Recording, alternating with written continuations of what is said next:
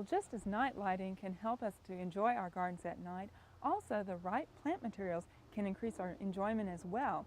And you can follow a few simple rules to help you enjoy your garden more at night. And one of those things to think about is to plant plants that have white blooms on them or very light colored blooms.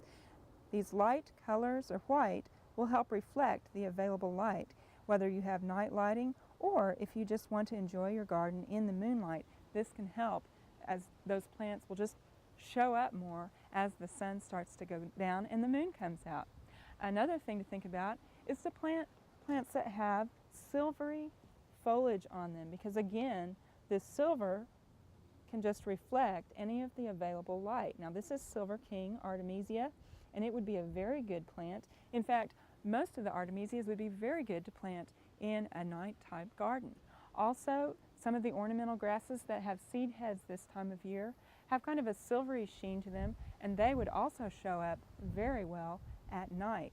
Now here we have a lotus vine that is again another good plant for a night type garden. It's also a good filler plant. Now another thing to think about are some of the plants that actually bloom at night. And one of those is right over here. This is a datura, and you can see we've got kind of a cloudy day, so we've still got a few blooms that are open. This isn't just a pretty bloom, but you can see that it's a trumpet-shaped flower that opens at night. And here's what you'll usually see during the day are the closed flowers, and then at night they open up and they really can catch the light.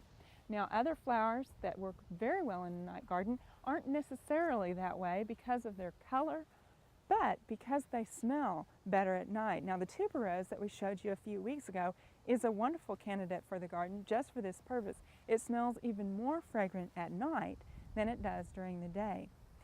Now not only is it nice to have the flowers and the silver foliage, but also variegated plants are very good candidates for a night garden, especially those with the white variegation around them, because you can see how this white variegation around the edge of the leaf would definitely reflect any of the light.